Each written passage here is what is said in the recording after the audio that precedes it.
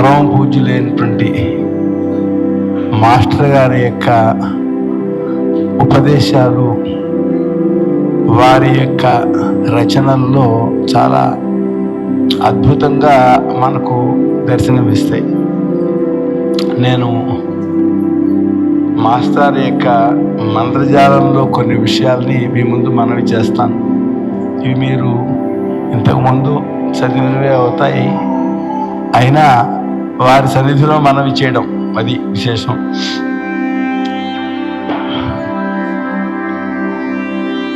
గత శతాబ్దిలో ఆంగ్లేయుల యొక్క ప్రభావం భారతదేశం పైన చాలా అధికంగా ఉన్నది. వాళ్ళు రాసిన చరిత్ర, వాళ్ళ యొక్క ఉపదేశాలు అవి భారతదేశం వారిని చాలా ప్రభావితం చేశాయి. అటువంటి స్థితిలో భారతీయులలో ఒక విస్మృతి వచ్చింది. తమను గురించి తమకు ఒక మరపు వచ్చింది. ఎలా వచ్చిందంటే, మీరు ఎక్కడి నుంచో ఈ దేశానికి వచ్చారు, ఇక్కడ ఉండేటువంటి వాళ్ళను చంపి వాళ్ళ ఆస్తుల్ని దోచుకుని మీరు ఈ దేశాన్ని ఆక్రమించారు అంటే నిజమే అనే భ్రాంతి ఇక్కడ వాళ్ళకు వచ్చింది. మీకు చరిత్ర రాయడం చేత కాదు, మీదో దేశం కాదు, మేము మీకు వచ్చి చరిత్రను రాయడం నేర్పాము, మా మూలంగా ఇదొక దేశమైంది అని ఆంగ్లేయులు చెప్తే మన వాళ్ళు నిజమే అనేటువంటి భ్రాంతిని పొందారు. అటువంటి భ్రాంతిని పొందినటువంటి కాలంలో పరమ గురువుల యొక్క అనుగ్రహ దృష్టి భారతీయులపై ప్రసరించింది.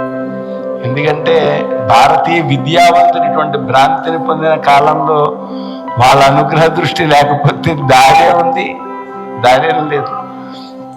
నాకు గుర్తు, ఒక జమీందారు, ఆయన బిఏ పాస్ అయ్యాడు, దొమ్మేరు జమీందారు రాశారు ఏమని, పాశ్చాత్యులు భగవంతుని యొక్క దూతలు, వాళ్ళ చేత పంపబడ్డవాళ్ళు కనుక వాళ్ళ యొక్క మాటలను అనుసరించి మన యొక్క దేశానికి అభివృద్ధిని కలిగించుకోవడం భారతీయుల కర్తవ్యము అని రాశాడే. దాంట్లో వాళ్ళేంటి, ఆయన పెద్ద మహాకవి అంటారు, ఆయన రాశాడు, ఇంగిరీజుల కళ్ళలాడరెప్పుడు అంటే నిజమేనేమో. పుక్కిటి పురాణములో నమ్మజల్లునే.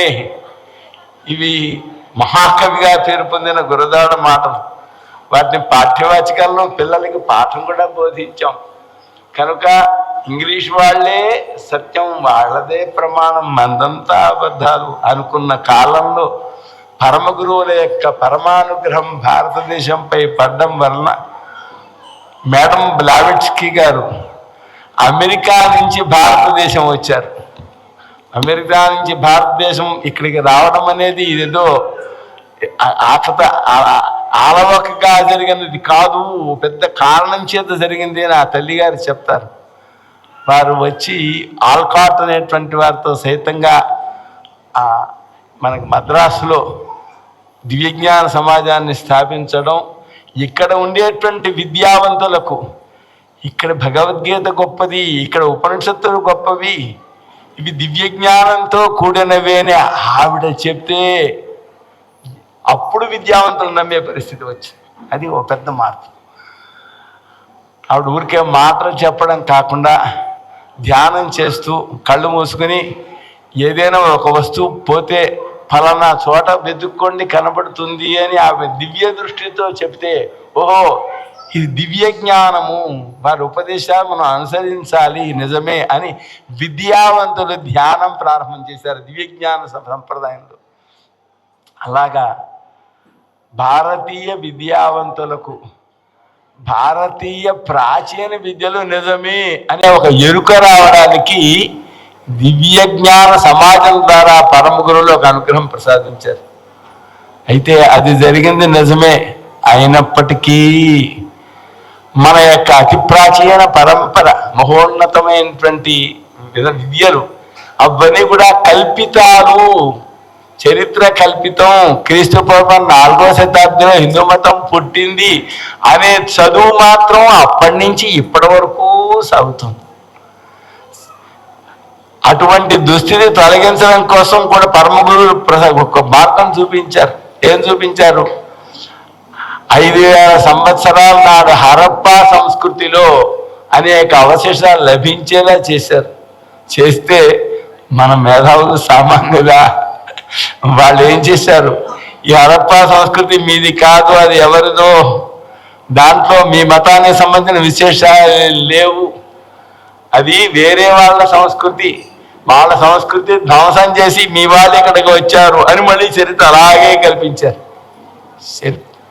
అలా చేస్తే అయినా పరమ గురువులు మరోసారి మనకి ఎరుక కలిగించడం కోసం అని చెప్పని ఏం చేశారు? ఎస్ఆర్ రావు అనేటువంటి మహానుభావుడి ద్వారా ద్వారక పక్క సముద్ర గర్భంలో ద్వారక ఉంది అనే విషయాన్ని బయట తెచ్చారు. ద్వారక పక్కన సముద్ర గర్భంలో ద్వారక ఉంది అంటే ద్వారక నిజం, ద్వారక నిర్మించిన కృష్ణుడు నిజం, కృష్ణుడితో కూడినటువంటి భారతం నిజం, భారత గాథలు నిజం, 5000 సంవత్సరాల నాటి చరిత్ర నిజం, పాశ్చాత్యుల చరిత్ర చేసిన కల్పన అబద్ధం అని చెప్పని స్పష్టం అవుతుంది. దానికి జవాబు వీళ్ళకి దొరకలేదు. ఏ మేధావులు ఈ దేశ చరిత్రను కప్పివేశారో, ఏ మేధావులు వేదాలని, రాముణ్ణి, కృష్ణుణ్ణి అన్నిటినీ కూడా మాయం చేసి వేదాలకు వక్ర భాష్యాలు చెప్పి మనవాళ్ళ చేత చదివించారో, ఇప్పటికేదో చదువుతున్నారు మనవాడు. వేదం చదివామంటే ఏమిటి దాని అర్థం అంటే మ్యాక్సిములర్ గారి యొక్క భాష్యం చదివాము అని అర్థం. ఎవరి మ్యాక్సిములర్ గారు ఏం చేశారు? ఇది ఆయన ఈ వేదాలు అబద్ధం, వేదాలు ప్రమాణం కాదు అని చెప్పడం కోసమని భాష్యం రాశాడు. రాస్తే అదే నిజము అని మన వాళ్ళు చదువుకుని మేము వేదాలు చదువుకున్నామని భ్రాంతిని పొందే పరిస్థితి వచ్చింది. అటువంటి పరిస్థితిలో మరి ఈ ద్వారక కనబడింది, ద్వారక కనబడితే కృష్ణుడు నిజమయ్యాడు కనుక అవన్నీ కాదు అనే విషయం తెలిసింది. కానీ దాన్ని కప్పిపెట్టి అట్టే పెట్టారు. జవాబు చెప్పడం చేత కాక ద్వారక సంస్కృతిని, ద్వారక విశేషాలని ఈనాటి వరకు చరిత్రలో చేరకుండా తొక్కిపెట్టి అట్టే పెట్టారు. మహాపురుషులైనటువంటి కృష్ణం వందే జగద్గురు ఈ ద్వారక కనపడడం అనేది మన యొక్క సంస్కృతిలో అతి ప్రధానమైన అంశము అని చెప్పడం కోసం, ద్వారక సముద్ర గర్భంలో లీనం కావడం అనేది ఒక అతి ముఖ్యమైన ఘట్టం. అది ఆ ఘట్టం గుర్తిస్తే ప్రాచీన భారతదేశ చరిత్ర పైకి వస్తుంది అని చెప్పడం కోసం మన యొక్క మాస్టర్ గారు ద్వారక సముద్ర గర్భంలో కలిసిన ఘట్టం ద్వారా ప్రారంభం చేశారు నా మంత్రజాలం. చూసారా? దీనివల్ల ఆ ఘట్టానికి ఉండే ప్రాధాన్యం జనం గుర్తిస్తే ఏమవుతుంది? మొత్తం భారతదేశ చరిత్ర మారుతుంది. చరిత్ర మారితే ఏమవుతుంది? మన మరపు తొలగిపోతుంది. మనం ఏ విస్మృతిని పొందామో, ఇంతకు ముందు ఏ చరిత్ర మర్చిపోయామో, ఏ చరిత్ర మర్చిపోవడం ద్వారా మన వాళ్ళు కనీసం స్నాన సంధ్యావందనాలు కూడా దూరం అయిపోతున్నారో ఆ చరిత్రను మళ్ళీ గుర్తు చేశారు. కనుక ఈ ప్రారంభం అత్యాశ్చర్యకరమైన ప్రారంభం మంత్రజాలాన్ని. ఏమిటి దీంట్లో ఆశ్చర్యం? ఏదైనా ఒక గ్రంథం ప్రారంభమైనట్లయితే దేవస్థుతితోనో మరి లేకపోతే ఇలాంటి వాటితో ప్రారంభమవుతుంది. ఇక్కడ అలా ప్రారంభం కాలా, ద్వారక సముద్రంలో మునిగిపోతోంది అనే అంశానికి ప్రాధాన్యం దాంతో ప్రారంభం చేశారు చరిత్ర. చూసారా? ఇది చరిత్ర, ఇది ప్రాచీన భారతదేశ చరిత్ర. దీంట్లో అడుగడుగునా ఉపదేశాలు ఉంటాయి. ఉపదేశాలు మాత్రమే కాదు, చాలా ఆశ్చర్యకరమైన నవల ఇది. ఇదే కాదు, మాస్టర్ యొక్క ప్రతి పని ఆశ్చర్యమే, ప్రతి రచన ఆశ్చర్యమే. దీంట్లో ఉండే ఆశ్చర్యకరమైన అంశం ఏంటంటే ఇది 5000 సంవత్సరాల నాటి చరిత్ర, కానీ ఈనాటి చరిత్ర కూడా దాంట్లో కనపడుతుంది. అలా ఎలా ఏమని చెప్పను? 5000 సంవత్సరాల నాటి చరిత్రలో ఈనాటి చరిత్ర కూడా మనకి దోబూసులాడుతూ ఉంటుంది, మనకు చూపిస్తూ ఉంటుంది. అది ఆశ్చర్యకరమైనటువంటి అంశం. సముద్రము ఆకాశము కలిసిన చోట సూర్యబింబము తేజోవిహీనమై జారి పడిపోవస్తున్నది. ఈ సముద్రము ఆకాశము కలిసే చోట అంటే భూమి ఆకాశం కలిసే చోట, ఈ కలిసే చోటను లగ్నము అని చెప్తారు. మనిషి పుట్టినటువంటి సమయాన్ని లగ్నం అంటాం. దాని ద్వారా జాతకం నిర్ణయం అవుతుంది. కానీ ఇక్కడ సముద్రము ఆకాశము కలిసే చోట సంతానం వంటి సూర్యుడు సముద్రంలోకి జారి పడిపోతున్నాడు. అంటే కేవలం సముద్ర గర్భంలో ద్వారక కలవడం మాత్రమే కాదు జరిగింది. ఏం జరిగింది? మొత్తం మన సంస్కృతికి అంతా కూడా ఏదో పెద్ద విప్లవం కలిగింది ద్వారక సముద్రంలో కలిసిపోవడం ద్వారా. ఏమండి, అది జారి పడిపోతున్నాడు. అంతేకాదు సముద్రంలో గుడ్డి వెలుగులు చీకట్లతో పోరాడి లాభము లేక సాంధ్య రక్తపాతమై చనిపోతున్న సన్నివేశం ప్రతిబింబించుతున్నది. సూర్యకిరణాలు సముద్రంలో పడుతుంటాయి. అవి ఆ కిరణాలు ఎలా ఉన్నాయి? అవి ప్రాణుల్లో ఉన్నాయి. గుడ్డి వెలుగులు అవి చీకట్లతో పోరాడుతున్నాయి. లాభం లేక సాంధ్య రక్తపాతమై చనిపోతున్న సన్నివేశం ప్రతిబింబిస్తోంది. అంటే అత్యద్భుతమైనటువంటి యాదవ సమాజం వినాశాన్ని పొందబోతోంది అని 2వ వాక్యంలో సూచిస్తున్నారు.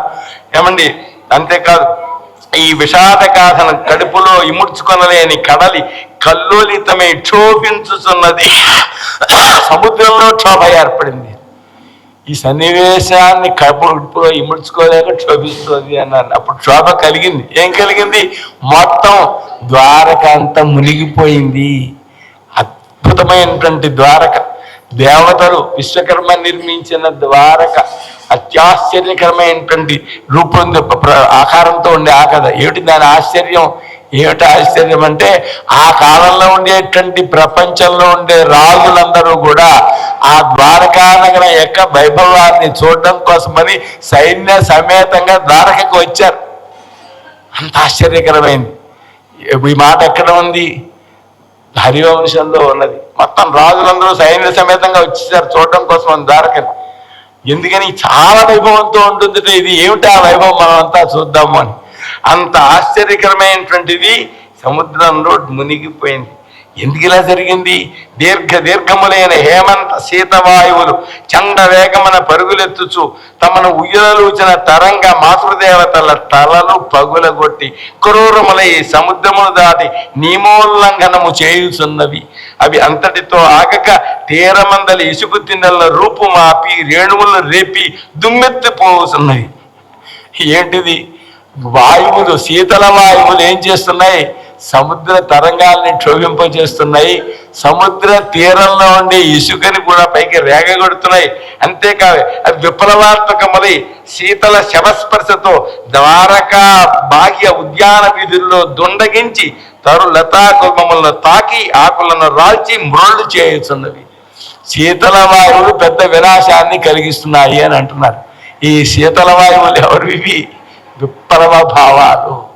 ఓ పెద్ద సమస్య ఉన్నది, చాలా పెద్ద సమస్య, చాలా మందికి సమాధానం దొరకని సమస్య. ఏమిటది?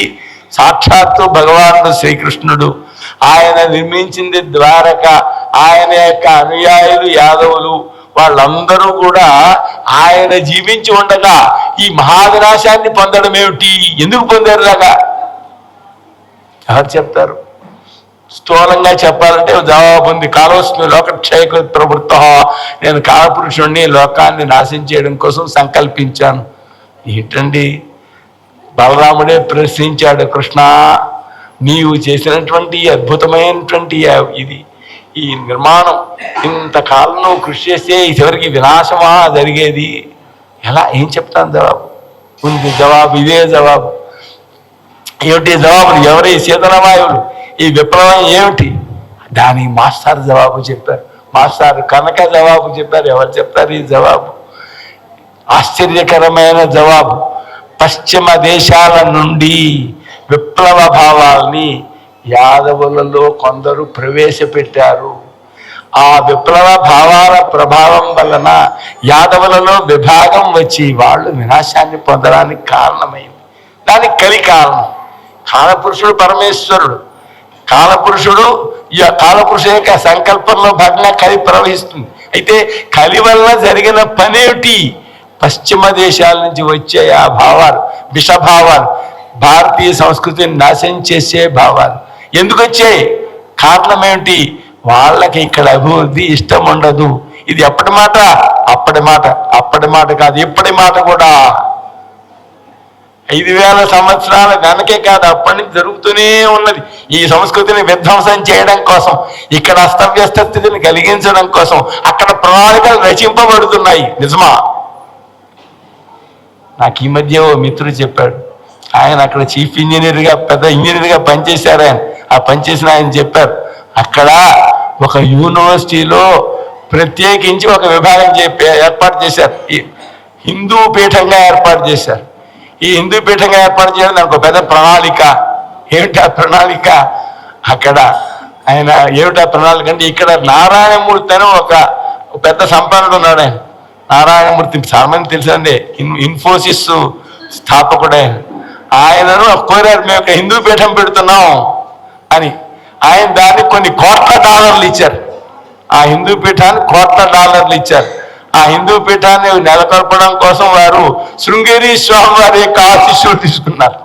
శృంగేరి స్వామి వారికి తెలియదు దాంట్లో మోసం. ఒక ఆయన పెద్ద రాజీవ్ మల్హోత్రా అని ఆ మోసం చెప్పడం కోసం ఆ పీఠం చుట్టూ చాలాసార్లు చివరికి ఆయనకి చెప్పగలిగాడు. ఏమిటయ్యా విశేషం అంటే, ఆ హిందూ పీఠంలో చేసే పని ఏమిటి? వాళ్ళు బహిరంగంగా ప్రకటన ఇచ్చారు పత్రికలో. తర్వాత ఏమని, హిందూ సంస్కృతి పట్ల వ్యతిరేకత కలిగిన పరిశోధకులకు ఆహ్వానం రండి. ఈ పరిశోధకులను అక్కడ పెట్టారు. అక్కడ పెట్టి చేసే పని అంటే హిందూ సంస్కృతి పనికి మానది అని అక్కడ పుస్తకాలు రాయిస్తారు. మన వాళ్ళు వెళ్ళి అక్కడ విశ్వవిద్యాలయాల్లో చదువుతారు. ఎవరు చదువుతారు? ఇక్కడ ఉండే రాజకీయ నాయకుల కుమారులు, ఇక్కడ ఉండేటువంటి సంపన్నుల కుమారులు, ఇక్కడ ఉండేటువంటి మేధావుల కుమారులు అక్కడికి వెళ్ళి అధ్యయనం చేస్తారు. ఆ అధ్యయనంలో ఏం చెప్తారు? ఈ సంస్కృతి పనికి మానది అని ఉపదేశం చేస్తారు. ఆ యూనివర్సిటీ ద్వారా పుస్తకాలు వెలువడతాయి. వెలువడినటువంటి పుస్తకాలు ఇక్కడ మన వాళ్ళు మేధావంతులు చదువుతారు. ఓహో, మన సంస్కృతి పనికి మాలినది అనుకుంటారు. ఏం ప్రణాళిక అండి ఇది! ఎప్పటి ప్రణాళిక? 5,000 సంవత్సరాల ప్రణాళిక, ఎప్పుడు కూడా జరుగుతున్న ప్రణాళిక. సరే, ఎంత ఆశ్చర్యము ఏమండి. సరే, ఈ తర్వాత శ్రీకృష్ణుడు అక్కడ ఉన్నాడు. సన్నివేశంలో మన కథలోకి వచ్చాం. శ్రీకృష్ణుడు అక్కడున్నాడు. ఆయన ఈ యాదవుల యొక్క భవిష్యత్ ఏమిటి అని ఆలోచిస్తున్నారు. ఆలోచిస్తుంటే ఈ లోపల అక్కడకు బలరాముడు వచ్చాడు. ఇక్కడ ఇదో విచిత్రమైన అంశం. ఎంత గొప్పవాడైనా, బాగా సన్నిహితుడైన వాడు ఆయన కొంచెం తక్కువగానే చూస్తుంటాడు. ఇక్కడ బలరాముడు అన్న, కృష్ణుడు తమ్ముడు కనుక బలరాముడు ఎలా చూస్తాడు? ఆయన కృష్ణుడి అమాయకుడు, ఈయనతో ధర్మం అంటుంటాడు, అనుకున్న సాగటం లేదు, వ్యతిరేకమైన ఫలితాలు వస్తున్నాయని చెప్పి అనుకుంటూ ఉంటాడు. చూసారా ఆశ్చర్యకరమైనటువంటి అంశం. ఆయన కృష్ణుడి దగ్గరికి వచ్చాడు. కృష్ణ, ఏమిటి ఆలోచిస్తున్నావు అంటే, యాదవుల భవిష్యత్తు గురించి ఆలోచిస్తున్నాను. ఇంకేం యాదవులు, ఇప్పుడు మన దౌర్భాగ్యులు 2 రాష్ట్రములుగా చీలిపోయేది కదా. కొందరేమో యాదవులంతా ఒకటే అనేవాళ్ళు కొందరు, మరికొందరు కాదు, నేల యాదవులకు స్వాతంత్ర్యం రావాలి, వాళ్ళకు వేరే రాష్ట్రం కావాలి అని కోరుతారు. ఇప్పటికి మన దేశంలో ఉంది, మాకు వేరే రాష్ట్రం కావాలి, మాకు వేరే దేశం కావాలి, మా సంస్కృతి వేరు. చూసారా, ఈ వేరు వేరు వేరు అనే భావన ఎక్కడికి దారితీస్తుంది? ఎక్కడికైనా దారితీస్తుంది. ఏమండి, ఆనాడే అటువంటి ప్రచారం ఎక్కడి నుంచి వచ్చింది? ఇది పాశ్చాత్య దేశాల నుంచి. వాళ్ళలో విషబీజాలు నాటబడ్డాయి. అంటే ఈయన మన దౌర్భాగ్యులు 2 రాష్ట్రాలుగా చీలిపోయారు కదా అంటే, కృష్ణుడు అంటాడు, ఇద్దరు నా డొక్కలోని వారే కదా. అవును, మరి వచ్చిన వాళ్ళందరూ ఇక్కడి నుంచి వాళ్లే కాదు, ప్రపంచమంతా ఆయనలో వచ్చిందే. ఈయన అంటాడు, అమాయక బాలుడా, డొక్కలో పుట్ట కురుపు పుట్టిన వెనుక అది దుష్టాంగమే కానీ అది మేనిలో భాగమగునా. వారు అందరి సూక్ష్మజీవులు ఎవరికి వారే ఒకరినొకరు తినుచు కొస ప్రాణపు చైతన్యంతో లొక్కలొక్కలాడుతున్నారు. ఎందుకు మమకారం అంటాడు. ఇక్కడ చిత్రమైన అంశం. భగవానుడికి మమకారం ఉండదు, కర్తవ్యం మాత్రమే ఉంటుంది. ఈయన మమకారం అని చెప్పి అనుకుంటున్నాడు ఈయన బలరాముడు. అంటే ఆయన నాకు నిజంగా మమకారం ఉండదందువా జాలిగా అన్నాడు. ఆయనకు మమకారం ఉందా? ఆయన మమకారం లేదు, కర్తవ్యం మాత్రమే ఉన్నది. నీకున్నదో లేదో కానీ నాకు దుర్వాసన శాపము నాటి నుండి యాదవులపై మమకారం అంతరించింది, ఏహ్యభావం అంకురించింది అని. ఇది తేడా. ఆయనకు ఏహ్యభావం కలిగింది, దుర్వాసన శాపం వచ్చింది, వీళ్లలో వీళ్ళు కలహించుకుంటున్నారు కనుక యాదవులపై ఏకీభావం వచ్చింది. కృష్ణుడికో, అయ్యా మీకు నాకు అదే భయం, నాకు హృదయమున ఏహ్యభావమునకు స్థానము లేదు. ఎందుకంటే అందరూ తనలో నుంచి వచ్చిన వాళ్ళే, ఎవరి పట్ల ఏహ్యభావం చూపిస్తాడైనా. ఏమండి, ఈయన అంటాడు, వెర్రి తమ్ముడా. నేను చెప్పాను, సన్నిహితులైన వాళ్ళు వాళ్ళు ఎంత గొప్పవాళ్ళైనా సరే వీళ్ళు మనవాళ్ళే కదా అని నీకు తెలియదు ఊరుకో అంటారు. అవతలవాడు సర్వజ్ఞుడైనా సరే వెర్రి తమ్ముడా అంటున్నాడే, వెర్రి తమ్ముడా ఇంక నువ్వు ధర్మ సంస్థాపనపై నీకు ఆశ ఉన్నదా? అందరూ అంతరించిన వెనక నీ ధర్మము ఎవరి కోసము? మామూలు వ్యక్తుల దృష్టి ఎదురుగుండా ఉండే ప్రపంచం పైన ఉంటుంది. మహాపురుషుల దృష్టి గతము, భవిష్యత్తు, వర్తమానం మూడింటిని చూడగలుగుతారు. కనుక అందరూ అంతరించిన వెనక మళ్ళీ పుడతారు కదా, ఎక్కడికి వెళ్ళిపోతారు? మళ్ళీ వాళ్ళని దారిలోకి తీసుకురావాల్సినటువంటి అవసరం ఎవరికి? వీరికే కదా. మనకు పరమహంస యోగానంద జీవితంలో ఒక చిత్రమైన మాట ఉంది. ఓ శిష్యుడు ఆయన శరీరం వదిలిపెడుతున్నాడు. గురువు గారిని అడిగాడు, అయ్యా మళ్ళీ జన్మలో కూడా మీరే గురువుగా ఉండి నన్ను ఉద్ధరిస్తారా అంటే, అలాగే నాయన అన్నారు. అంటే గురు శిష్య సంబంధం ఒక జన్మది కాదు, అనేక జన్మలకు సంబంధించింది.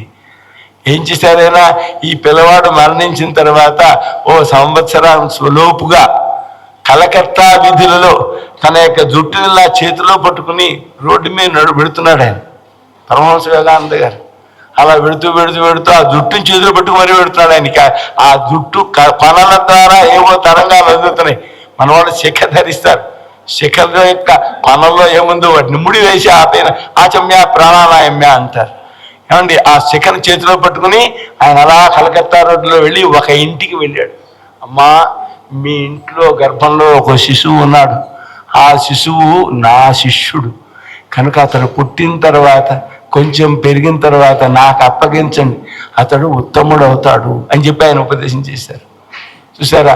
అంటే మహాపురుషుల యొక్క దృష్టి ప్రస్తుత ప్రపంచాన్ని బట్టి మాత్రమే ఉండదు, రాబోయే భవిష్యత్తును చూస్తుంది, గతాన్ని కూడా చూస్తుంది. కనుక ఆయన చెప్తున్నారు వీళ్ళందరూ అంతరిస్తున్నారుగా, ఇంకెక్కడ ధర్మ ప్రబోధం అంటే కృష్ణ భగవాన్ యొక్క ఉపదేశం. కృంగిపోయిన సస్యముల్లోని బీజములు మరల భూమిపై దున్నిన వెనుక నాటుటకు అక్కరకవచ్చును.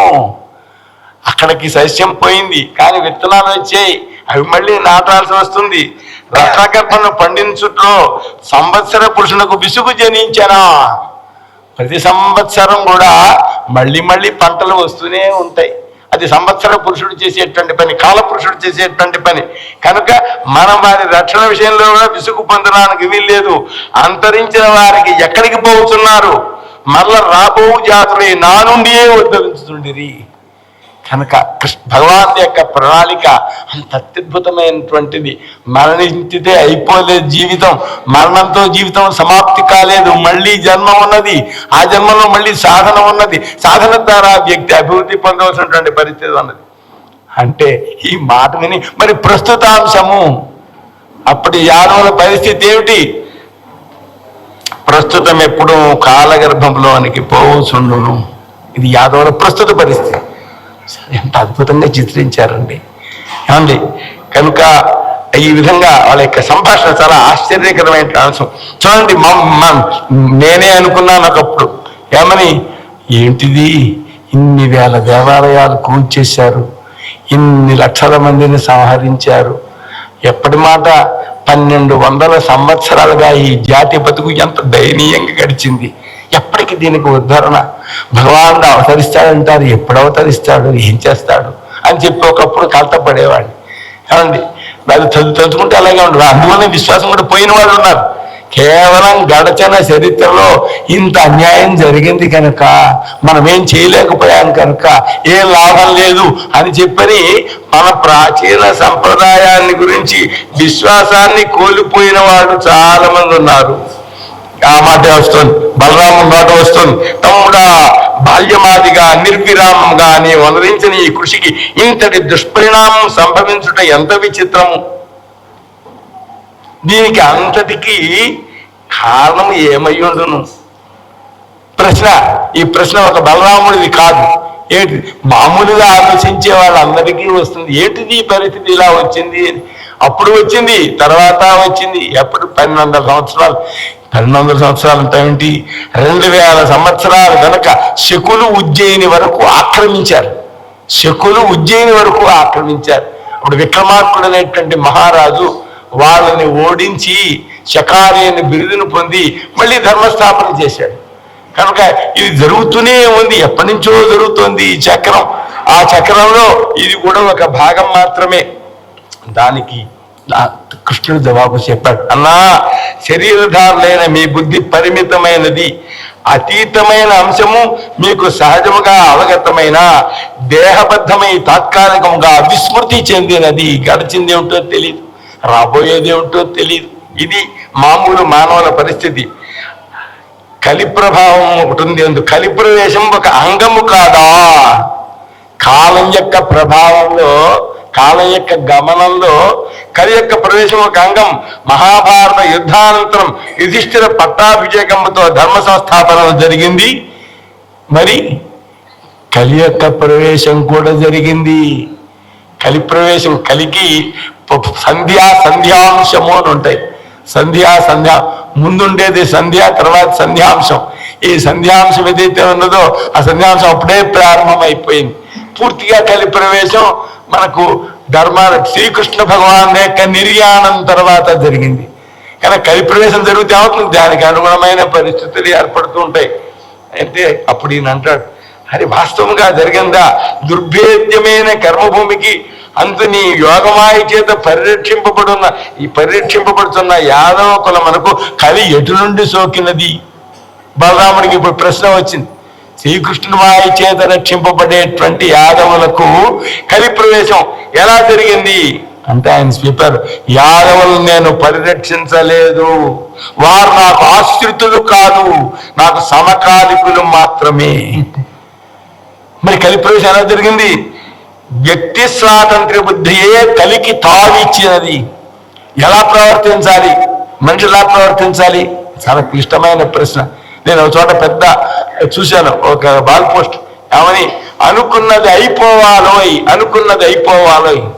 అదో పెద్ద నినాదం. అనుకున్నది అయిపోతే ఇంకేమైనా ఉన్నదా? ఆ కొంపలు అంటుకుపోతాయి. ఎందుకని రకరకాల దుర్భావాలు మనసులో వస్తుంటే వద్దన్నా. మనమేం యోగులమా? మనసు మన స్వాధీనంలో ఉన్నదా? మనం అనుకున్నదల్లా అయిపోతే ఏమవుతుంది? మనకి ఏది జరగకూడదో అలాంటి జరుగుతుంది. మన చుట్టూ సమాజానికి ఎటువంటి హాని జరగకూడదో అటువంటిది జరుగుతుంది. మరి ఏమనుకోవాలి?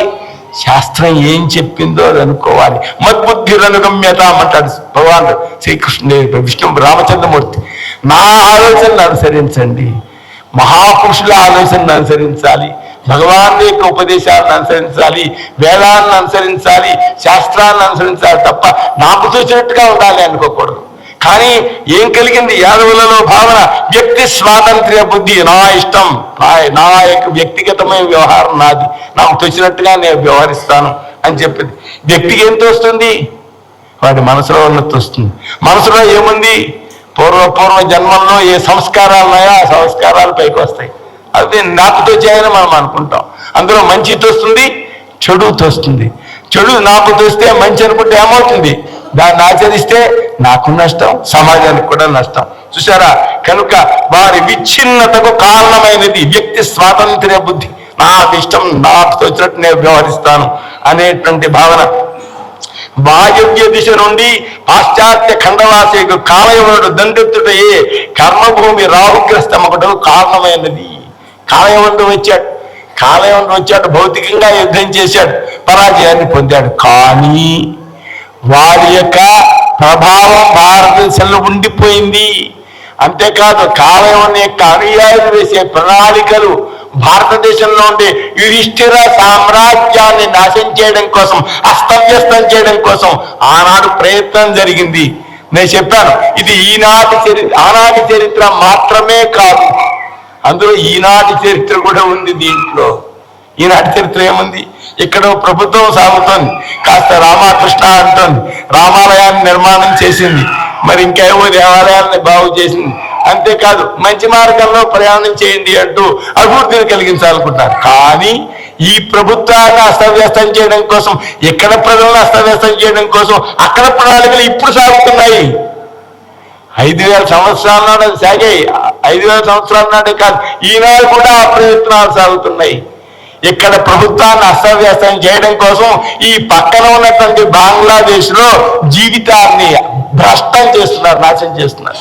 వాళ్ళని చూసి ఉద్రేకపడి మనమే కనుక దండెత్తినట్లయితే ఇక్కడ ఉండేటువంటి కొన్ని వర్గాలని రెచ్చగొట్టడం ద్వారా ఇక్కడ ప్రభుత్వాన్ని అస్తవ్యస్తం చేసి అధికారాన్ని కొనసాగించడం కోసం ప్రణాళికలు అక్కడ రచించబడుతున్నాయి, పాశ్చాత్య దేశాల్లో రచించబడుతున్నాయి. ఎంత ఆశ్చర్యం! ఇటువంటిది ఆ చరిత్ర కొనసాగుతోంది కాబట్టి ఎంత ఆశ్చర్యం వస్తుంది. పుణ్యశ్లోకుడైన ముచుకుందుని చే కాలయవన్ని చంపించి లీల చూపించింది కదా, మరి కలి ఇంకనూ ప్రవేశించేదెట్లు బలరామని ప్రశ్న. కాలయవన్ని మరణించాడు కదా, అతని సైన్యం విధ్వంసమైంది కదా, ఇంక వాళ్ళు ఎలా ప్రవేశించాడు కలి చెప్పమని శ్రీకృష్ణుడు నవ్వాడు. ఏం చెప్పాడు ఆయన? కాలయవనితో కలి రాలేదు, కలియే కాలయవనుని ప్రేరేపించినాడు. ఏమండి, కాలయవన్ని చంపుటతో కలి ప్రకోపము హెచ్చైనది. యవన దేశము నుండి వాడొక్కడే రాలేదు, 3 విధములైన మహాసేనలు సేకరించుకొని వచ్చాడు. 3 సేనలు తెచ్చాట అతను. అంటే మాట మాత్రం ఎందుకు చెప్పలేదు?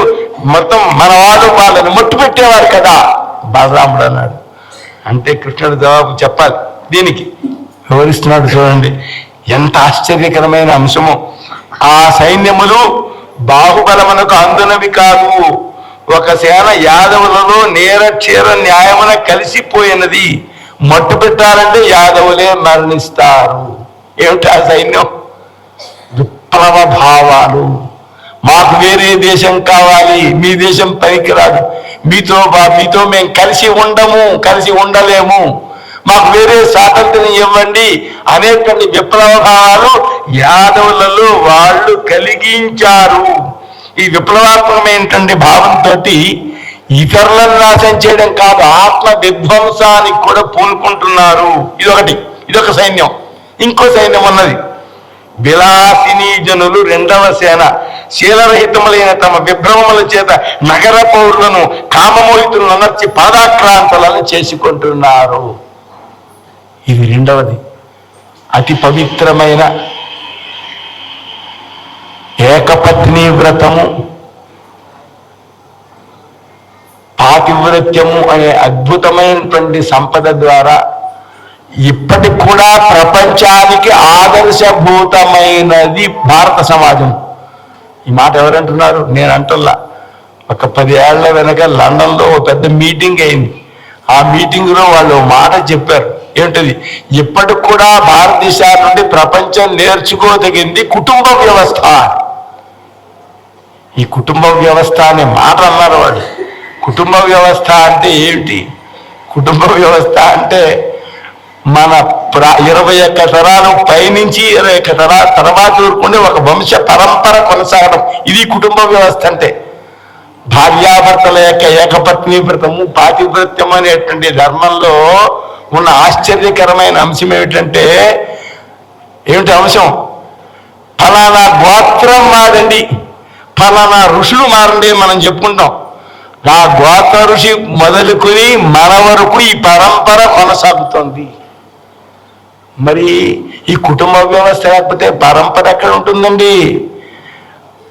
ఎవరో ఒక సామెత చెప్తారు, ఆయనను ఆవిడ 39వ మళ్ళీ పెళ్ళాడారు.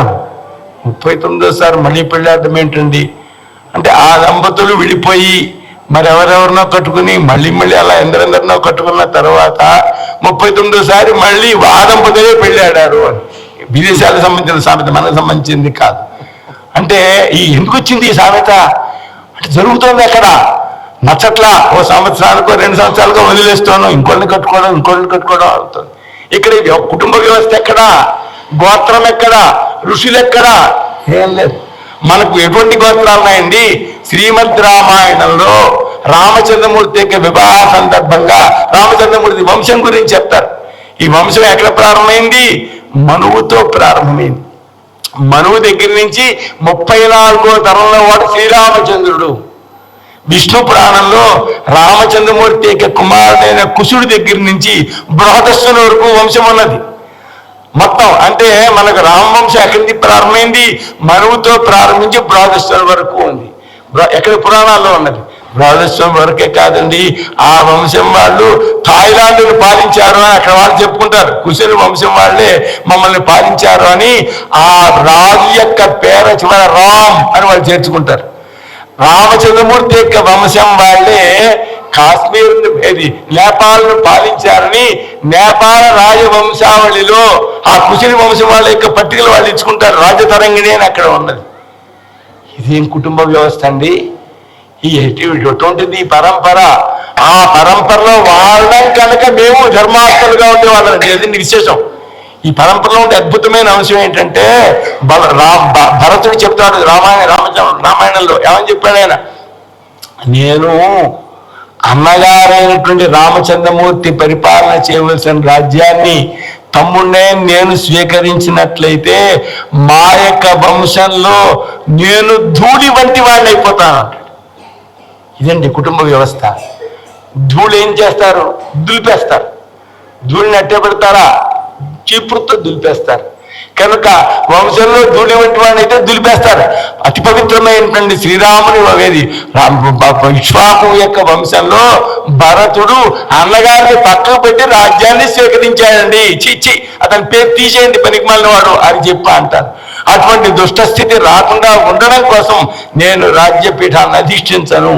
నువ్వు రాజుగా వచ్చి రాజ్యాన్ని స్వీకరించకపోయినా సరే నీ పాదుకలే పీఠంపై ఉండి స్వీకరిస్తాయి, పాలిస్తాయి తప్ప నేను సేవకుడుగా మాత్రమే ఉంటాను తప్ప నేను పరిపాలకుడిని కాను అని చెప్పాడు ఆయన భరతుడు. ఏమిటిది? ఇది కుటుంబ వ్యవస్థ, ఇది వంశ వ్యవస్థ, ఇది గోత్ర వ్యవస్థ, ఇది ప్రవర వ్యవస్థ. ప్రవర అంటే ఇది.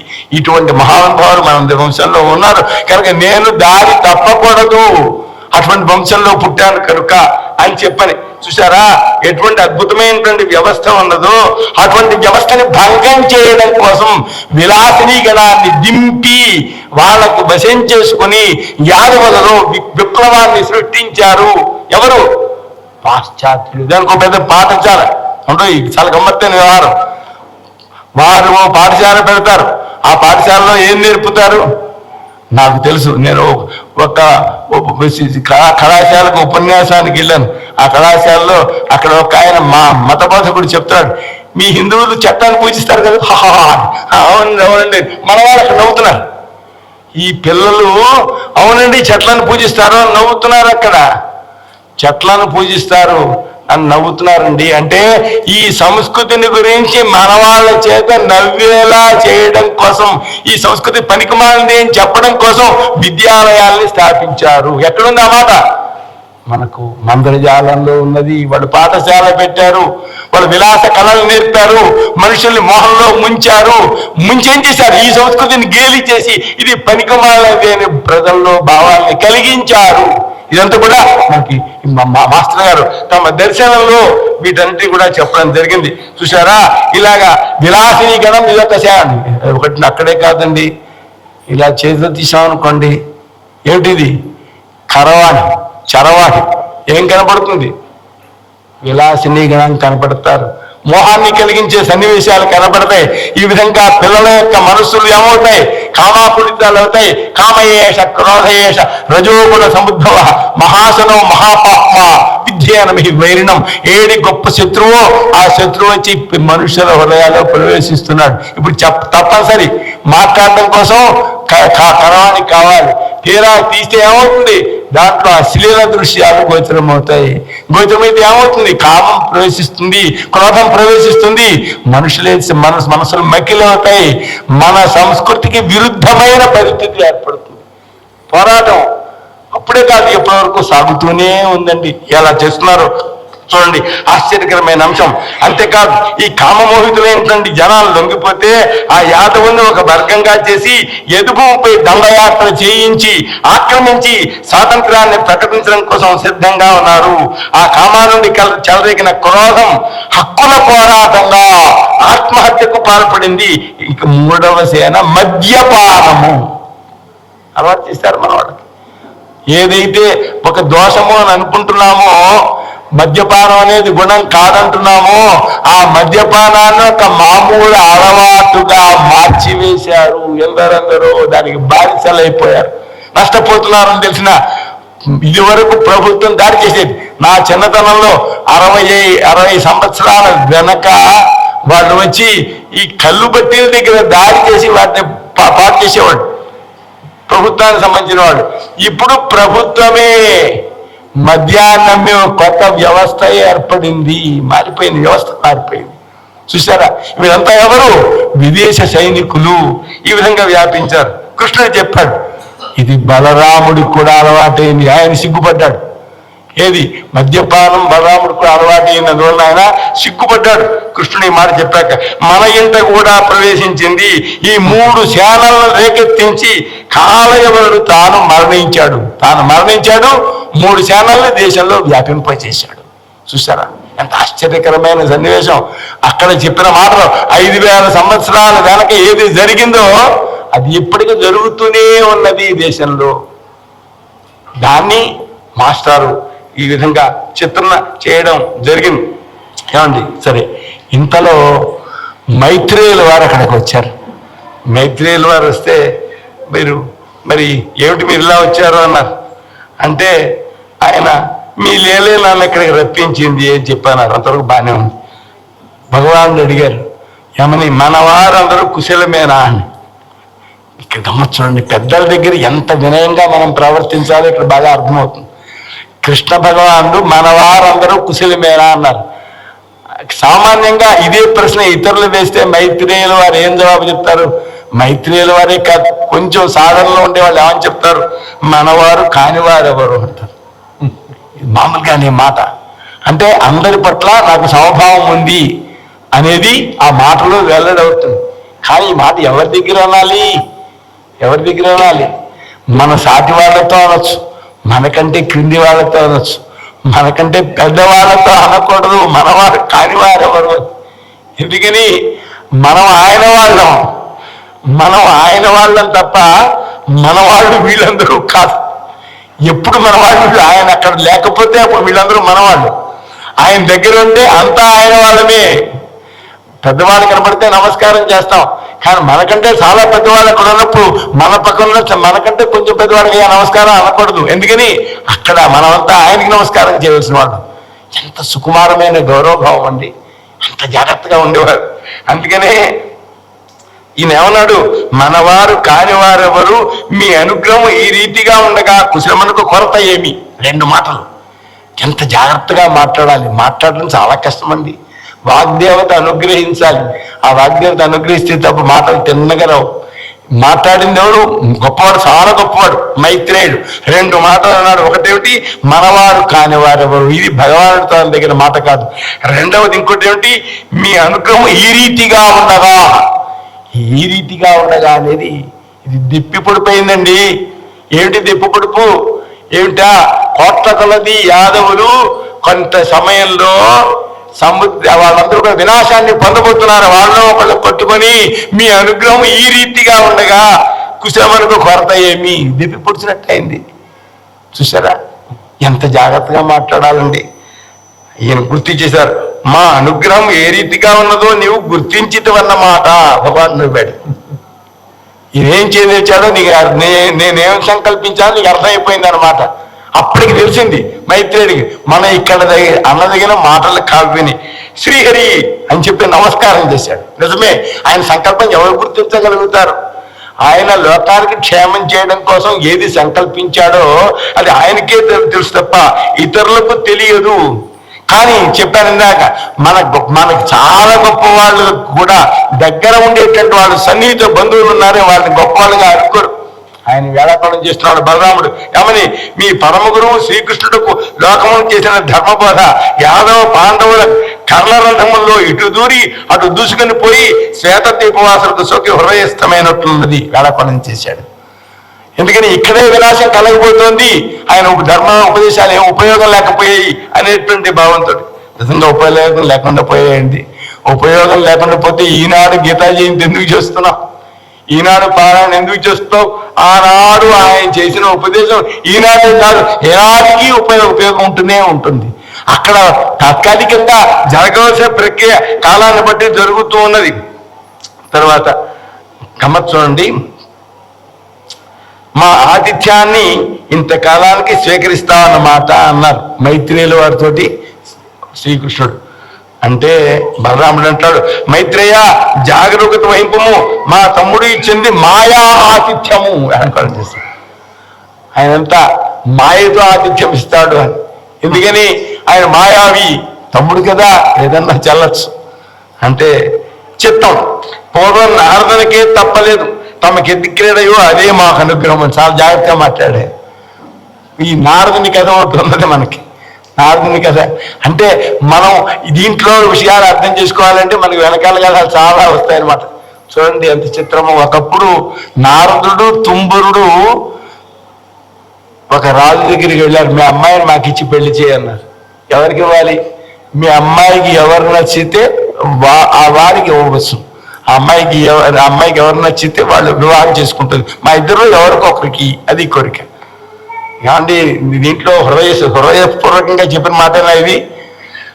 ఏం జరిగింది? ఈ నారదుడు వెళ్ళి విష్ణుమూర్తి వారి దగ్గరికి వెళ్ళి ప్రార్థించాడు, అయ్యా ఈ తుంబురుడి యొక్క ముఖం కోతిలా కనపడేలాగా కొంతసేపు చేయి స్వామి. అలాగే నాయన అన్నారు. ఈ తుంబురుడు వెళ్ళాడు. ఆయన సరే ఈ నారదుడి ముఖం ఎలుగు వంటి ముఖంలా కనపడేలా చేయి స్వామి అన్నాడు. ఆయన సరే అన్నాడు. అన్న తర్వాత ఏమైంది? వీళ్ళిద్దరూ వెళ్ళారు. ఆ శ్రీమతి భరించడం కోసం బరమాను పట్టుకొచ్చింది. నిజానికి ఆమె విష్ణుమూర్తిని భరించాలి అనుకుంటుంది, దానికోసం తపస్సు చేస్తుంది. ఎప్పటి నుంచో చేస్తుంటే వాళ్ళ నాన్నగారు వీళ్ళని భరించమంటున్నాడు. ఏం చేస్తుంది ఆవిడ? సరే ఆ వరమాలను తీసుకువెళ్ళింది.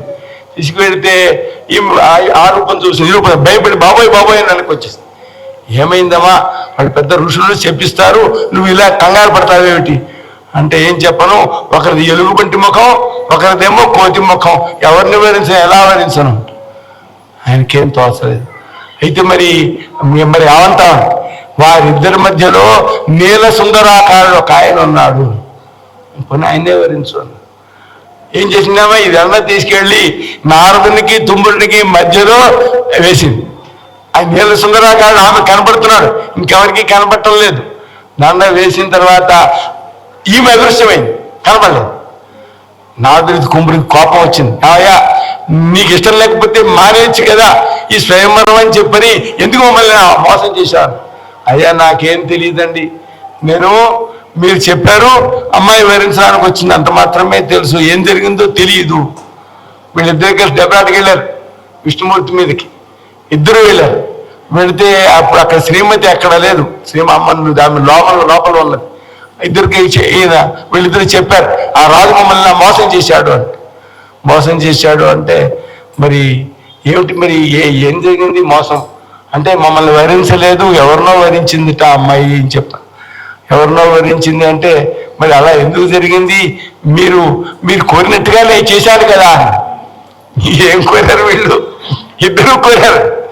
ఒకళ్ళకి తెలియకుండా మరొకరు కోరారండి వీళ్ళు. అంటే ఓహో ఇదంతా నీ మాయ అన్నమాట. ఇదిగో చూడు, రేపు పొద్దున్న నీకు ఈ విధంగా భార్య వియోగం కలుగుతుంది. మేము మా అమ్మాయిని కట్టుకుందాం అనుకుంటే నువ్వు కట్టుకోకుండా చేసావు కనుక నీకు భార్య వియోగం కలుగుతుంది. ఏ ముఖాలు మాకి పరిహాసాస్పదంగా చేశావో అటువంటి ముఖాలు గల వాళ్ళే నీకు సహాయపడతారులే అంటూ శాపం ఇచ్చారు క్రోధంతో. అలాగా సరే అన్న తర్వాత ఆయన కోపగించలేదు, తిట్టలేదు, మందలించలేదు. వీళ్ళకి లోపల బాధ వచ్చింది. ఆ కారణంగా ఆయన అన్నాం, మనం వీళ్ళు కోరుకున్నాం, మనం కోరినట్టే ఆయన చేశాడు. ఇద్దరం కోరాం. మన మనసులో ఒకటి పెట్టుకుని, మనసులో ఏం పెట్టుకున్నారు? నన్నే వరించాలి అని పెట్టుకున్నారు. పైకి మాత్రం ఎవరు నటిస్తున్నారు? ఆమె ఎవరిని వరించినా సరే అంటున్నారు. దానికి అనుగుణంగా అవతరాల ముఖం కోతి ముఖం కావాలని ఒకళ్ళు, ఎలుగుండి ముఖం కావాలి మరొకళ్ళు. వాళ్ళు చేసిన పని అది. క్షమించమని సిగ్గుపడి లెంపలు వేసుకొని అతనికి వచ్చారు. ఇది మాయ. కనుక ఆ మాట చెప్పాడు ఈయన. ఏమని చెప్పారు? పూర్వం నారదునికే తప్పలేదు కనుక ఆమెకి ఎద్ది క్రీడయో అదే మాకు అనుగ్రహము అని చెప్పాను. అంటే అప్పుడు బలరాముడు యాత్రలు పెట్టాడు. ఇంతగా లోపల ఉడికిపోతున్నాడు ఆయన. ఏది యాదవులు ఈ విధంగా తిరగబడ్డారు, 2 రకాలుగా చీలిపోయారు. చీలిపోకుండా ఉండడం కోసం హస్తినాపుర ప్రభు కూడా తాపత్రయపడ్డాడు. ద్రౌపది కూడా సందేశం పంపించింది, అందరూ కూడా ఐకమత్యంతో ఉండమని. కానీ ఇక్కడ మాత్రం మాకు వేరే రాష్ట్రం కావాలి, వేరే రాష్ట్రం కావాలి అంటూ పెద్ద నినాదాలు వచ్చేస్తున్నాయి. అంటే మైత్రేయుడు అంటాడు, అంతా పురాణ పురుషుని లీలా. ఎందుకంటే కాలోసి లోకక్షయ ప్రవృత్త, కలి ప్రవేశం ఉంది, దాని ప్రభావం అలా ఉంది. బలరాముడు అంటాడు, అని సంతోషించాలా? ఎదు రాష్ట్రములు కావాలి నినాదాలు చేస్తున్నటువంటి వీళ్ళు ఒకరినొకరు చంపుకుంటున్నారు, మరి శవాల వీధుల్లో తీలాడుతున్నాయి అంటూ ఆ జరుగుతున్న అకృత్యాలని చెప్తే ఇదంతా కాలమహిమ అని చెప్పడం జరిగింది. ఇది సరే, దీని తర్వాత సన్నివేశం దయచేసి సమయం అవుతుందో చెప్పండి. 10 నిమిషాలు మాత్రం ఉంది. అయితే ఇక్కడ ఆశ్చర్యకరమైన విషయం ఏంటంటే ఈ తర్వాత వస్తుంది. అది ఏంటది? పాశ్చాత్యుల యొక్క భావం ఏమిటి? ఈ దేశంలో ఉండే ప్రభుత్వాన్ని, ధర్మరాజు యొక్క ప్రభుత్వాన్ని అస్థిరపరచడం ఒకటి. మన వాళ్ళలోనే కొందరు ఉన్నారు. వాళ్ళు శబ్ద స్పర్శ రూప రసగంధాలని ప్రేమించేవాడు. దానికి ప్రతీకగా రక్త శర్మాను ఒక పాఠం ప్రవేశపెట్టారు. ఆయన అసలు పేరు బృహస్పతి. బృహస్పతి అంటే దేవగురువు కాదు, ఒక నాస్తికుడు. వాళ్ళ యొక్క మతం ఒకటి ఉన్నది. ఆ మతాన్ని ఇక్కడ చెప్తారు. ఈ మతాన్ని ఇక్కడ చెప్పడం కాదు, అక్కడ పాఠశాలల్లో బోధిస్తారు. పాఠశాలలో చదివేవాళ్ళు ఎవరు? ఇక్కడ ఉండేటువంటి భారతీయ విద్యార్థులు, ఇక్కడ ఉండేటువంటి బ్రహ్మచారులను అక్కడికి తీసుకువెళ్ళి అక్కడ భావాలు బోధిస్తున్నారు. ఇక్కడ 2 వ్యక్తులు ఉన్నారు. ఒకడెవరు? చార్వాకుడు. ఆయన ఎవరుడు? వాళ్ళ లక్ష్యం ఏంటి? ఇక్కడ ప్రభుత్వాన్ని స్థిరపరచడం. ఇంకోడున్నాడు వాళ్ళతో కలిసినవాడు. ఆ కలిసినవాడు యొక్క వీడి లక్ష్యం ఏంటి? వీడు శబ్ద స్పర్శ రూపరసంధాన్ని ప్రేమించాలి, వాటిని అనుభవించడమే మానవ జీవితానికి ముఖ్యము అని భావించేవాడు. ఇద్దరిది లక్ష్యాలు భిన్నం. ఆ పాశ్చాత్యుని యొక్క కనుసన్నలలో ఈ భారతీయుడు పాఠశాల నిర్వహిస్తున్నాడు. ఏం బోధిస్తున్నాడు? ఇహలోకంలో భోగాలే ముఖ్యం, ఇంకోటి ఏం కాదని బోధిస్తున్నాడు. వాళ్ళ యొక్క మతం చూస్తే అబ్బా, ప్రస్తుతం దేశంలో ఏ రకమైనటువంటి భావాలు ప్రచారం అవుతున్నాయో ఈ భావాలే ఆ అతి తీవ్రమైనటువంటి వాదానికి కారణము, ఈ ప్రస్తుత పరిస్థితికి కారణం, సమాజం యొక్క విచ్ఛిత్తికి కారణం అనేటువంటిది మనకి అర్థమవుతుంది. ఏమండి? అది అలా ఉండగా ఇక్కడ యాదవులలో జరిగినటువంటి విప్లవం, దేశ విప్లవం ఏదో, ఆ విప్లవాన్ని కూడా వర్ణించడం జరిగింది. ఆ విప్లవం అంతా ఏంటిది? వాళ్ళు వచ్చి వీళ్లలో ప్రవేశించి భారతీయులలో ఇక్కడ కలహాన్ని సృష్టించి ఇక్కడ జనాన్ని నాశించేసి వీళ్ళు పక్కకి తప్పుకుంటారు. అటువంటి పరిస్థితి కలిగింది ఆనాడు. అందువల్లనే ఆ యాదవ సంహారం జరిగింది. ఒకళ్ళు కొట్టుకుని మరణించే పరిస్థితి ఏర్పడింది అని చెప్పని స్పష్టం చేస్తారే. కనుక ఈ గ్రంథం ద్వారా కేవలం 5000 సంవత్సరాల వెనక ఉండే పరిస్థితి మాత్రమే కాదు, వర్తమాన కాలంలో ఉండే భారతదేశ పరిస్థితి, అంతేకాకుండా జనానికానికి ఎటువంటి దుష్ట భావాలు చేరుతున్నాయి, వేటికి జాగ్రత్త పడాలి, వేటి నుండి మన జీవితాన్ని రక్షించుకోవాలి అనేటువంటి భావాలు ఇలాగా ఒక అద్భుతమైన ఉపదేశాలు ఉన్నాయి మాస్టర్ గారి యొక్క ఉపదేశాల్లో అని చెప్పి మనవి చేస్తూ ఇక్కడ నేను ఓ చిన్న అంశాన్ని మనవి చేయడంతో సమాప్తి చేస్తాను. సమయం పూర్తవుతోంది కనుక అయ్యా ఇప్పుడే మనవి చేశాను. ఏంటది? రామచంద్రమూర్తికి 34వ తరంలో మనువు అనే ఒక ఆయన ఉన్నాడు. ఆయన భరతుడనే బిరుదాన్ని పొందాడు. ప్రజలందరినీ కూడా బాగా పరిపాలన చేయడం వల్ల భరతుడనే పేరు వచ్చింది. ఆయన పేరు మీదే దేశానికి భారతవర్షం అనే పేరు వచ్చింది. అప్పుడే ఇది ఒక దేశంగా ఉన్నది. ఎక్కడి నుంచి? గంగ ఉద్గమ స్థానం నుండి కన్యాకుమారి వరకు. కనుక భారతదేశ చరిత్రలో చెప్పే అసత్యాలు దీని ద్వారా తొలగిపోతాయి. ఇప్పుడు ఈ నేను చెప్పిన మాటలకు ఆధారం ఏమిటి? కృష్ణ యజుర్వేదంలో తైత్తిరీయ బ్రాహ్మణంలో ఉండే మంత్రంలో ఉంది ఈ మాట. ఏమని? మనువు వ్యవసాయాన్ని ప్రారంభింపజేసి ప్రజలకి తిండికి లోటు లేకుండా చేశాడు అనేటువంటిది. భారత వర్షము అనేది హిమాలయాల్లో ఉండే గంగ ఉద్గమ స్థానాల నుండి కన్యాకుమారి వరకు ఉంది అనేటువంటిది ఈ మనువు యొక్క పాలన కాలంలో ఉన్నది అనే మాట బ్రహ్మాండ పురాణంలో ఉన్నది. మొట్టమొదట అయోధ్యానగరం అనేటువంటి రాజధాని నిర్మాణం చేశాడు ఆయనే ఇక్ష్వాకుకి ఇచ్చాడు అనేటువంటి మాట శ్రీమద్ రామాయణంలో ఉన్నది. కనుక చరిత్రలో ఇదొక దేశం కాదు, ఇంగ్లీష్ వాళ్ళు పాలించడం వల్ల ఒక దేశం అయింది అనే ఒక అబద్ధం. విదేశాల నుంచి ఆర్యులు ఇక్కడికి వచ్చారు, వాళ్ళకి వ్యవసాయం చేత కాదు, వాళ్ళకి కేవలం సంచార జాతులు మాత్రమే, వాళ్ళకు పట్టణ నాగరికత తెలియదు. వాళ్ళు వచ్చిన తరువాత 1000 సంవత్సరాల అంబైగం వచ్చింది, అంబైగం తర్వాత అప్పుడు ఇక్కడ పట్టణం బయలుదేరింది అనేవన్నీ అబద్ధాలు, ప్రామాణికాలు కావు. మనం చెప్పే వాక్యాలకి బ్రహ్మాండ పురాణం, శ్రీమద్ రామాయణం వేదం ప్రమాణం. ఋగ్వేదంలోనే కృషి సూక్తం అని ఒక సూక్తం ఉన్నది. ఏమిటి దాంట్లోనూ అక్కడ అక్షైర్మాదీవ్య, నువ్వు జోదమాడక నాయనా వ్యవసాయం చేసుకు జీవించు అని ఉన్నది ఋగ్వేదంలోనే. అంటే మనకి అతి ప్రాచీన కాలం నుంచి ఇక్కడ వ్యవసాయం ఉన్నది. సంచార జాతులు, వ్యవసాయం చేత కాదు, ఇవన్నీ కూడా సత్యాలు కావు, అప్రమాణాలు అనే విషయాన్ని మనం చేస్తూ మాసేదరా ఇప్పుడు నేను చెప్పిన ప్రమాణం వంటివి 215 ప్రమాణాలు నాకు లభించాయి. ప్రాచీన భారతదేశ చరిత్ర ఎప్పటి నుంచి, మనువు దగ్గర నుంచి మనకి ఉన్నది. మహాపాలకులు ఉన్నారు, మాంధాత అనే చక్రవర్తి ఉన్నాడు, సగరుడనే చక్రవర్తి ఉన్నాడు. చూసారా, వీటన్నిటికీ మనకి ప్రమాణాలు దొరికాయి. దీనికి భూగర్భ ప్రమాణాలు 8000 సంవత్సరాల వెనక 8,000 సంవత్సరాల వెనక తవ్వితే అక్కడ శివలింగము దేవనాగరి ప్రణవం దొరికింది. ఆ దేవనాగరి ప్రణవం ఉపనిషత్తులో ఉండే అర్థాన్ని తెలుపుతోంది. ఈ రకమైనటువంటి ప్రమాణాలను ఇస్తూ నేను 165 ప్రమాణాలు కలిగిన ఒక ఇంగ్లీష్ పుస్తకం తెచ్చాను. దయచేసి ఇంగ్లీష్ చదవగల వాళ్ళు ఆ పుస్తకం తీసుకోండి. అంతేకాదు ఓ కరపత్రం పెట్టాను, అయ్యా ఇలాగ ప్రాచీన భారతదేశ చరిత్రకు ఇన్ని ప్రమాణాలు ఉన్నాయి కనుక వాటిని పాఠ్యవాచకాల్లో పెట్టండి. పెట్టినట్లయితే మన రాముడు నిజం, మన కృష్ణుడు నిజం, మన వేదాలు నిజం, మన పురాణాల్లో ఉండేటువంటి ఇతిహాసాలు నిజం అనేటువంటి విషయం పిల్లలకి తెలుస్తుంది. మహాపురుషుల యొక్క అనుగ్రహం వల్ల మనం వీటిని అధ్యయనం చేస్తున్నాం. కానీ విశ్వవిద్యాలయంలో, జేఎన్యూలో, ఢిల్లీలో అధ్యయనం చేసేటువంటి విద్యార్థులు ఈ దేశం ఒక దేశం కాదు, పూర్వకాలం నుంచి కనుక దేశాన్ని ముక్కలు చేస్తామంటున్నారు. జేఎన్యూ వాళ్ళని టుకడే గ్యాంగ్ అంటారు. అంతేకాదు సాక్షాత్తు పెద్ద నాయకుడు, ప్రతిపక్ష నాయకుడుగా ఉండే ఇది ఒక దేశం కాదు, ఒక ఉపఖండం మాత్రమే, ఇది ఒక నేషన్ కాదు, ఇది అనేక నేషన్ల యొక్క యూనియన్ మాత్రమే అని చెప్పి ప్రకటిస్తున్నాడు. రేపొద్దున ఆయన నాయకుడైతే దేశం బతికేమవుతుంది? Soviet union బతికేమైంది? ఇది ఒక దేశం కాకపోవడం ఏమిటి? ఇది ఇక్ష్వాకు కాలం నుంచి ఎప్పటి వరకు ఒకటే దేశము. మధ్యలో దేశాన్నంతని పాలించలేని వాళ్ళు కొందరున్నప్పుడు పాలకులు మారి ఉండవచ్చు. ఈ సంస్కృతి ఒకటే, ఇక్కడే కాదు కాశ్మీర్లో ఉన్నది ఇదే సంస్కృతి.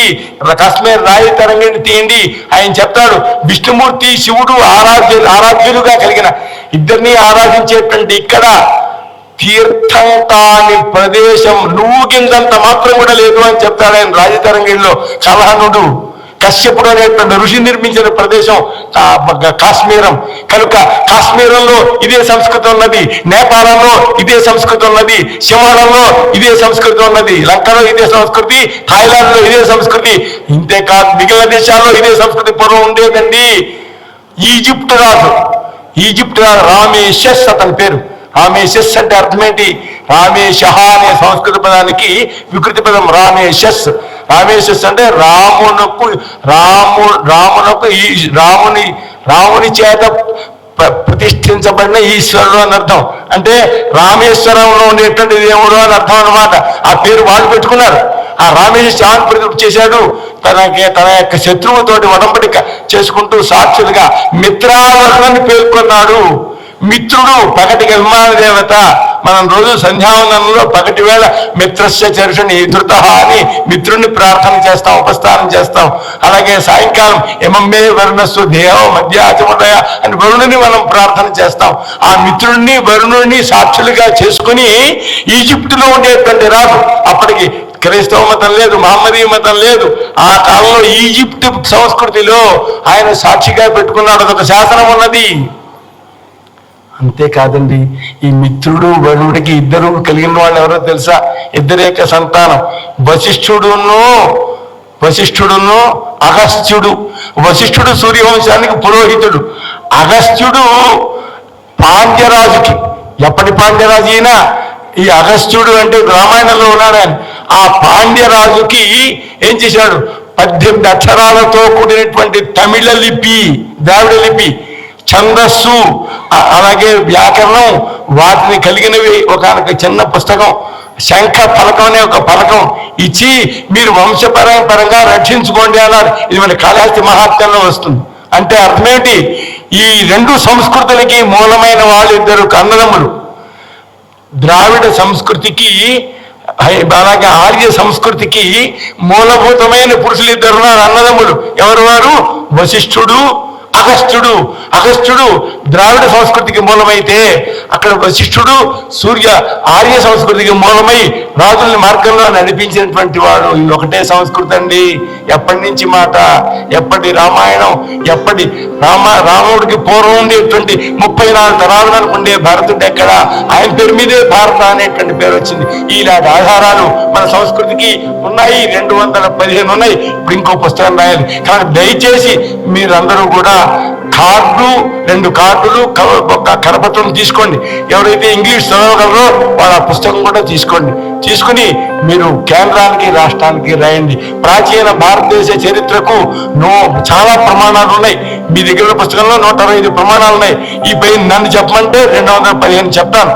కనుక ఇన్ని ప్రమాణాలు ఉన్నాయి కనుక ప్రాచీన భారతదేశ పాఠ్యశాలలో పెట్టమని కోరండి. అది పెట్టినట్లయితే చొక్కడే గ్యాంగులు ఉండరు. ఈ దేశం ఒక దేశం కాదు, ఇది ఒక నేషన్ కాదు అనేటువంటి నాయకులు కూడా బయలుదేరరు అని ప్రార్థన చేస్తూ మరి పరమ గురువుల యొక్క చరణ సన్నిధిలో మరోసారి ప్రణామాన్ని చేస్తూ నేను స్వస్తి.